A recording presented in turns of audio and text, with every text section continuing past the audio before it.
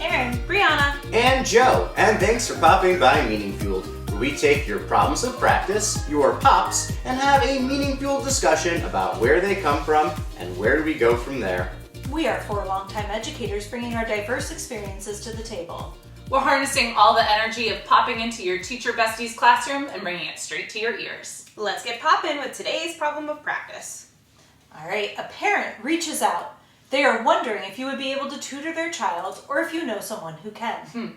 How do you address this tutoring request? Short problem of practice today. Yeah, pretty much is what it is. Basic one. There's no drama, like you open your inbox. Right. There's an email from a I mean, it's not that dramatic. Simple request. Please tutor my kid. Right. But still a problem of practice, because even though we know that this parent's asking for tutoring, we want to really unpack what are they actually asking and looking for from the teacher. And I say that just because tutoring can be more nuanced than you'd think. Mm-hmm. So For sure. Yeah, it feels basic, but it has a little bit of a layer to it. I think when this comes to mind, the most frequent thing I get from parents is that their child seems to struggle with their homework.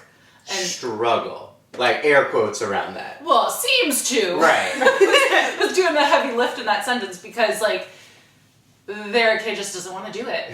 They're looking forward to playing video games, playing outside. Playing outside? Who's this kid?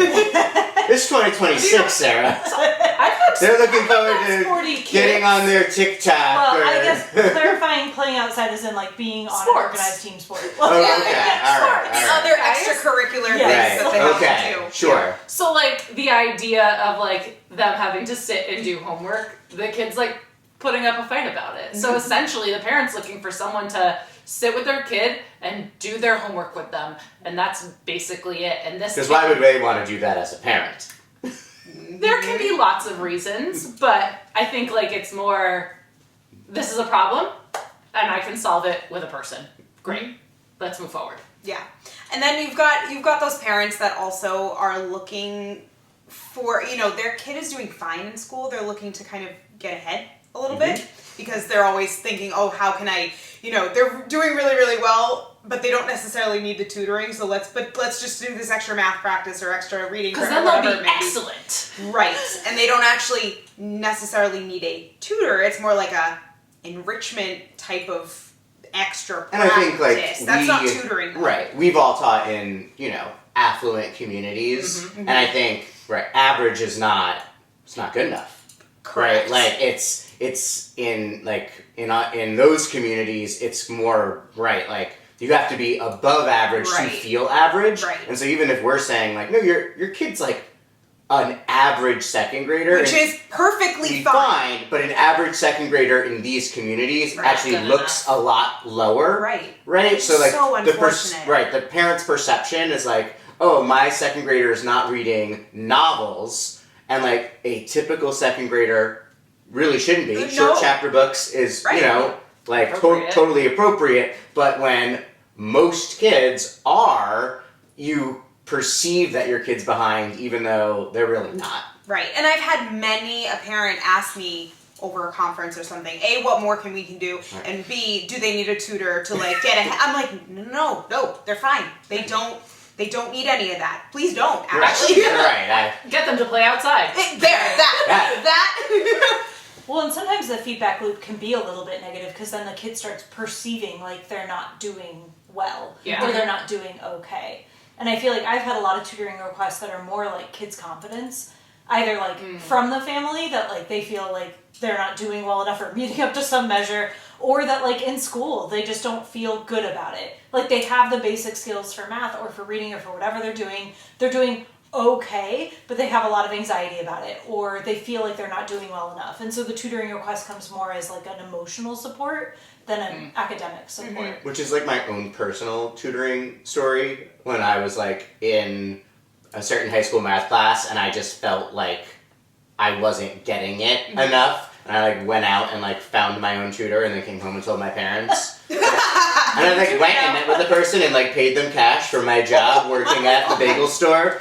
And then I just like, told my parents after the fact. Such a cool Joe origin story. But it was, you know, at the time I would have told you I wasn't doing like well enough, you know, because I had like ridiculous expectations for myself. But really it was like an anxiety, like I don't feel good. Yeah. Like when I sit in that class and it's not making sense to me. And that's what like really pushed me to seek, you know, the tutor. Yeah. Well, and I think there's so much of this in my current position where as a math coach where like the kids just like don't feel like they can do it, so they give up before they try.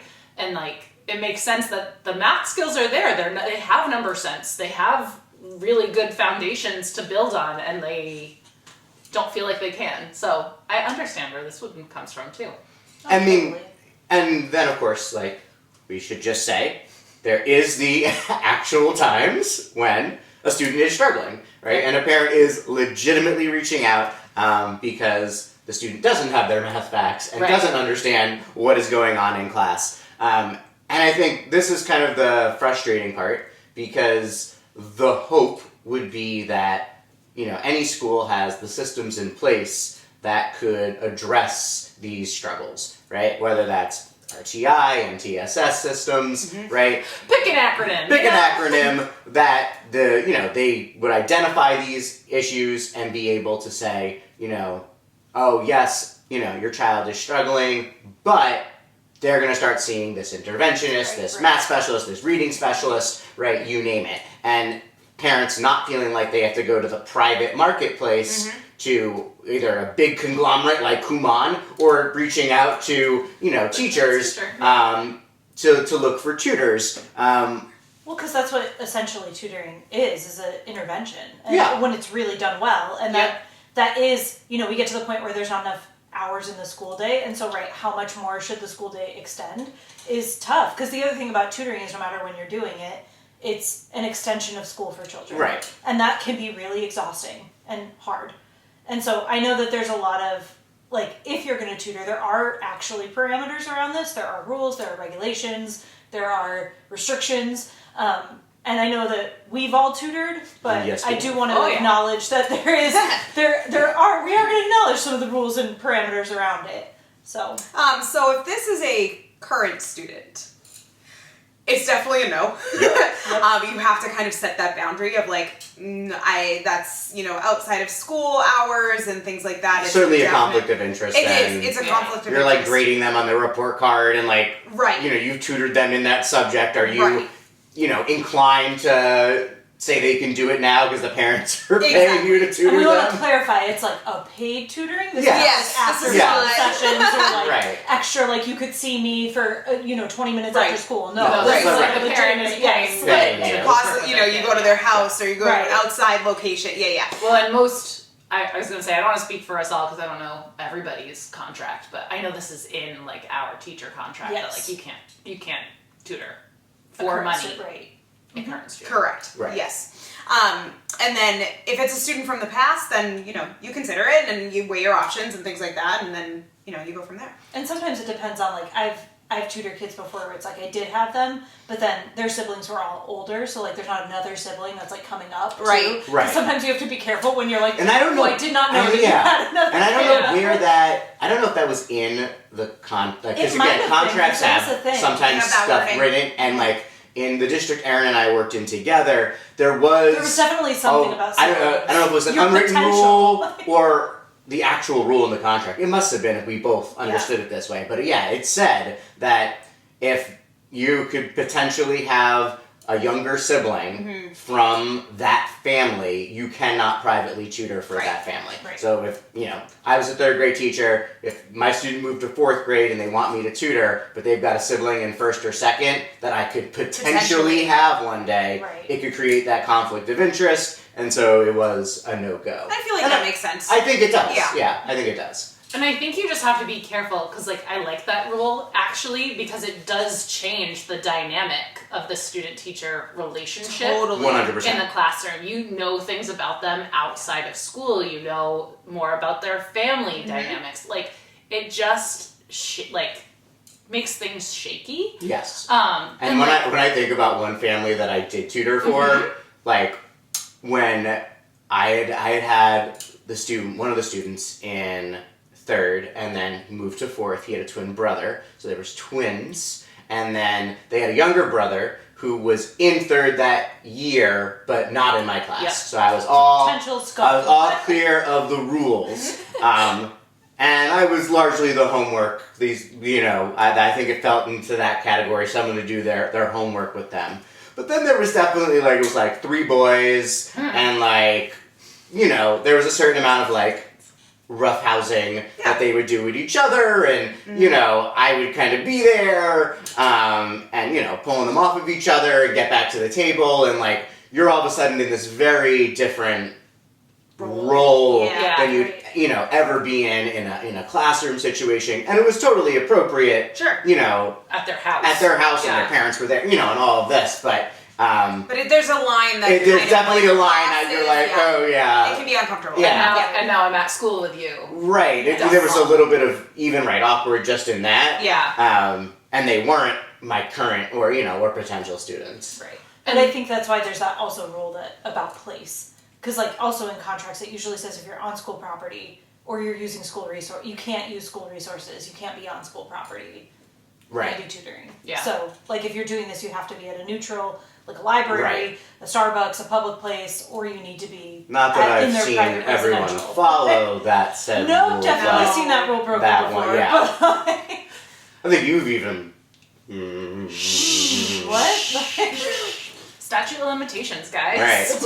We're in the clear, I think.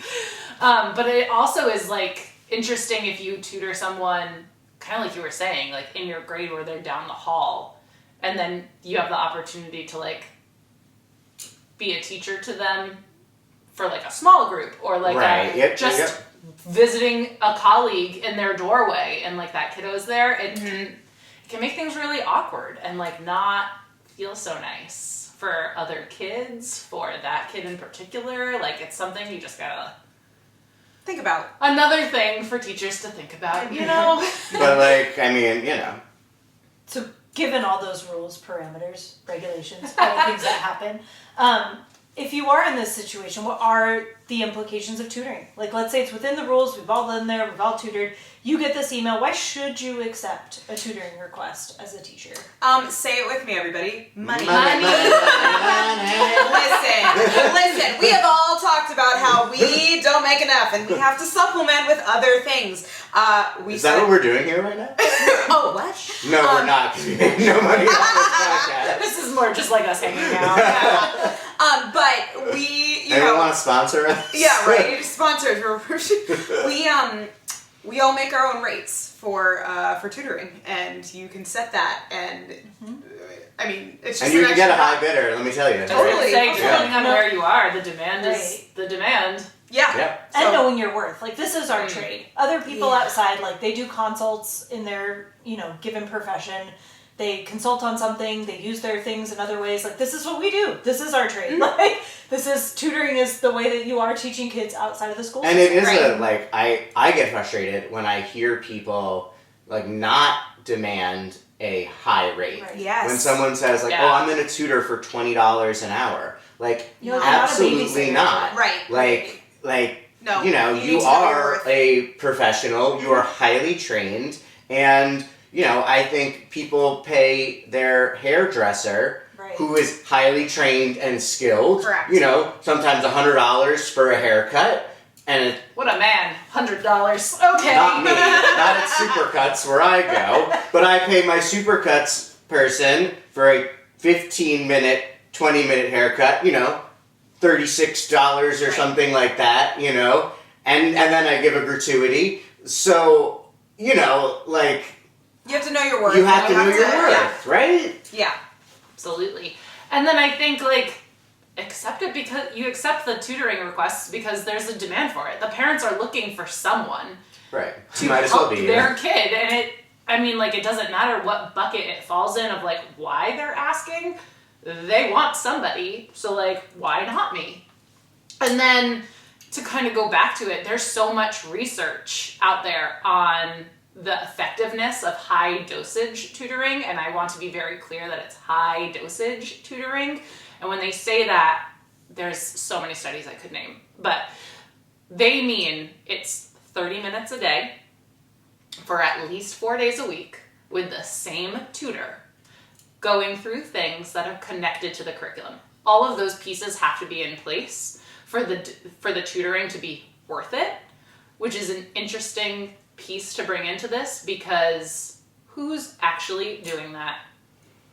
Right. Not. You're seeing that kid once a week, Once or twice a week. maybe an hour. Yeah. And like that's not what the research is saying, but like the demand is there. Right. People want it. It's not hurting them. Oh, it can't hurt. Right. But like, Is it it really that effective? Right. And that's where I said before, like, I think in order to get 4 times a week, but like I think it In really school. needs Like to you be said. part of the in-school system. Yeah. But again, I'm seeing a lot of now like weird third-party like companies offering the high dosage tutoring during the school day via Zoom and stuff, and like I don't know how I feel about all of I that. feel like it should be a person. They're using this research to like, again, push like private kind of interest, in public funds now going to these private companies that provide these services. And I think, my gosh, what if the money went to the school districts and they could hire and train these people, and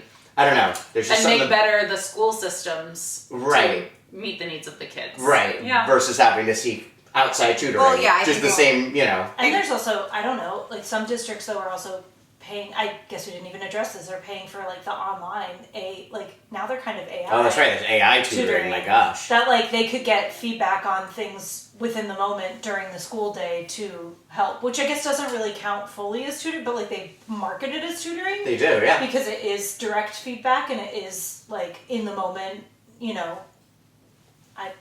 so Ugh. It's like another layer that has been unveiled. And that's interesting because, I was going to say, like, your question was, why do this? So, Right. okay, money, like, there's demand for it, great.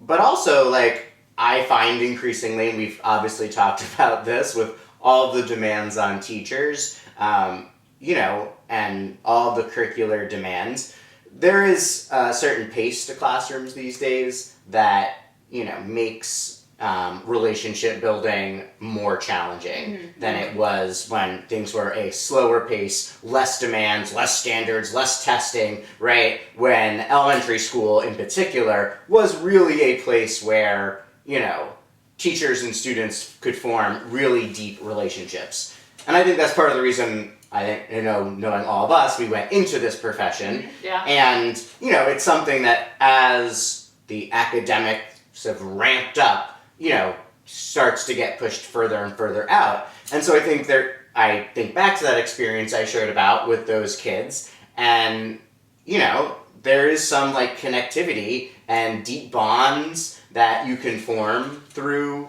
a tutoring relationship. They also see you sometimes as the person reducing their anxiety that, has been a struggle for them, or making them feel more confident. And I think that's kind of a special, place that, you can serve as that trusted adult for a kid. That's wonderful. And like, that's something that feeds our souls as teachers, especially if we don't feel like we're getting it, on our daily, that this is an opportunity to have some of those more personal relationships that maybe, you're missing. So I think that's a big, compelling reason to say yes. It's a real compelling reason, for sure. And to get paid for it. Right? Like, and I think we all know that kids need more than one trusted adult, Like it's nice to have one, but it's good to have a network and a community, and for those kids to see it outside the building.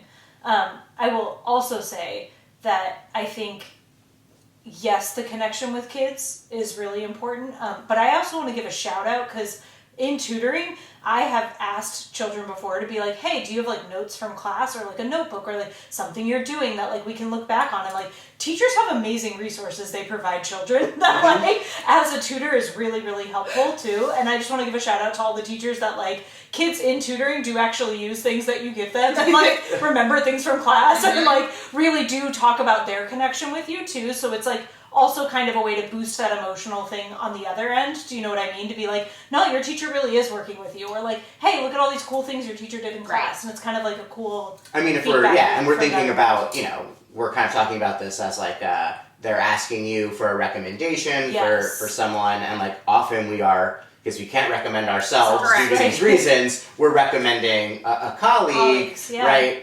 But I think like successful tutoring is also, amplifying what the classroom is and is offering for kids, because sometimes they view it negatively or think they can only learn in this smaller one-on-one environment. And I think, any really successful tutoring is bolstering that classroom piece and trying to make their teacher seem great, because that's going to benefit them more in the long run for sure. Well, that was in the research that I was reading also. It's from Kraft and Falcon in 2021, actually, so it's pretty recent, that the tutoring is most effective when you can connect it to the classroom, so it's so helpful that those that are there. And like, I just think of the kids who are like, why do I have to fill out this graphic organizer if I just have to write it a second time? It's so stupid.